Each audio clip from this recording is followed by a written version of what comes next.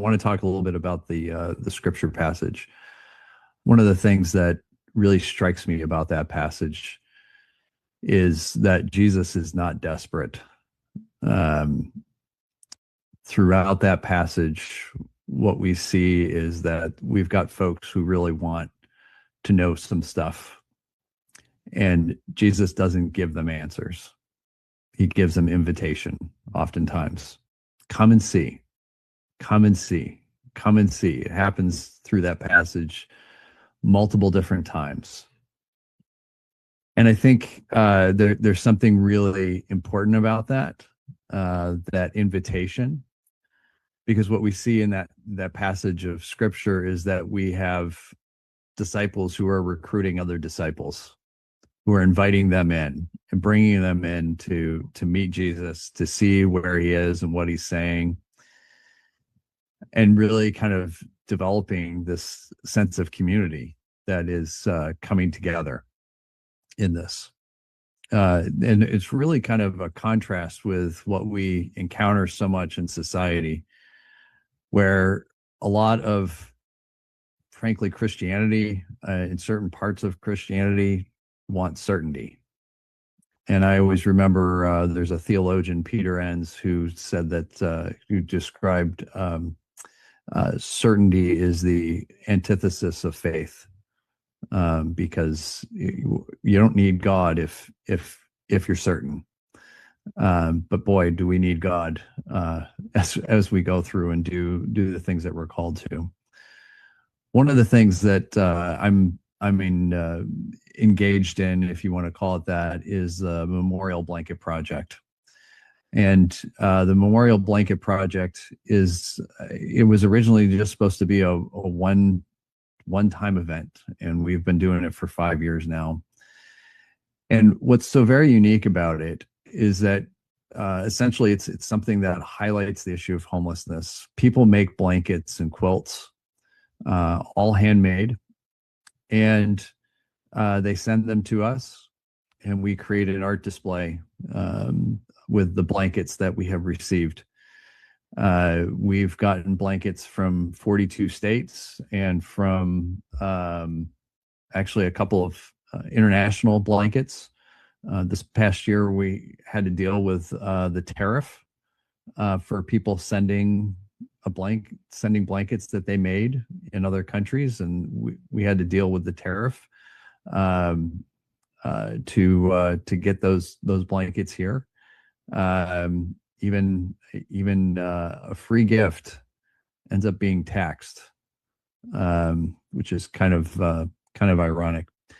The blankets are made from people that oftentimes we don't even know who they are, where they're coming from. We don't know how they hear about the blankets.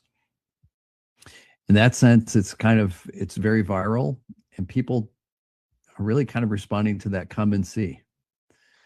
They're hearing about this project, and they're making a blanket. They're doing something that they can, and they're recruiting other people. Over the course of these 5 years, we've had almost the first year was the smallest. We had like 220 blankets, but each year after that, we've had about 1,000 blankets. And at the end of the night, all of those blankets are given away. And again, it's really this distribution that goes on and it goes out, and people hear about it. One of the beautiful things is when people are in need and they hear about the blanket project, they come and we are able to give them a blanket right then and there. I remember one when it was at the Capitol steps in Harrisburg.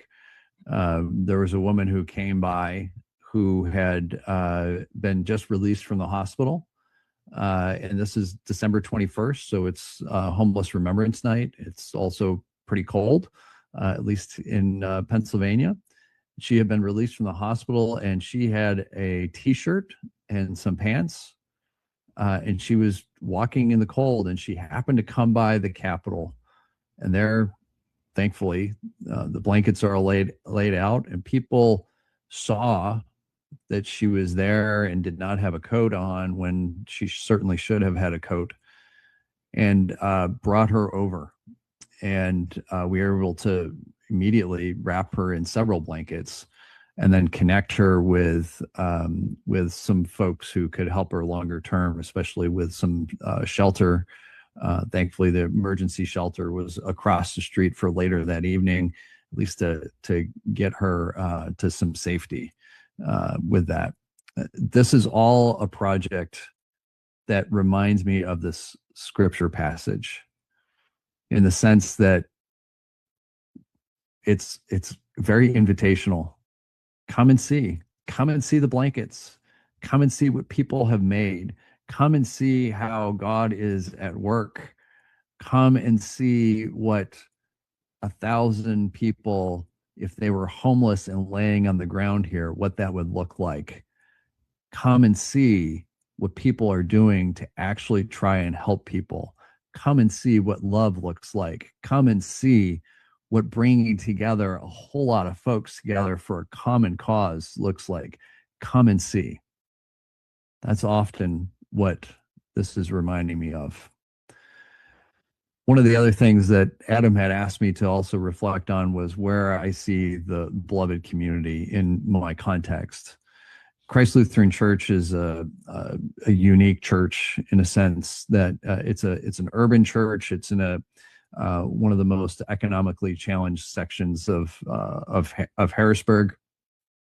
It's very much made up of folks who are poor, and we host 3 free health clinics out of the church that help people in the community and in the region. This past year, there were over 10,000 visits to the various clinics.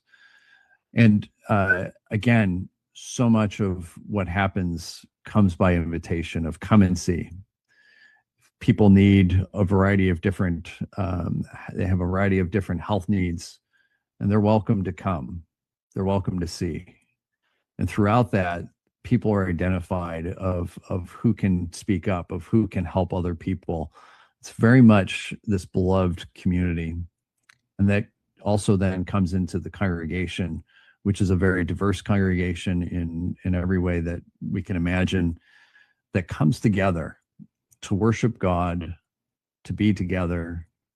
And oftentimes I think about Christ Lutheran Church like a wheel, and the center axle is healing, which is so much of our focus. And that happens in a variety of ways, whether that's the clinics, and so physical healing, a little bit of mental healing as well, whether that's some of the organizations that we work with that work on social justice healing, especially in the community, doing voter registration drives, or doing deep canvassing, or even handing out light bulbs for people for their front porches, connecting with people, or whether that's worship, and that being spiritual healing in that sense of people coming that need to hear good news. And so, again, it's so much of what we experience as a beloved community is people being together, showing up as they are, being welcome for who they are. And there's a desire to hear good news. And I think that's really a key. And that extends from the pastor all the way to everyone else, that we're all there because we're all in need of healing in some way, shape, or form. And we come and we get to see what that is. So I want to thank you again for inviting me to be here and share a little bit of a reflection.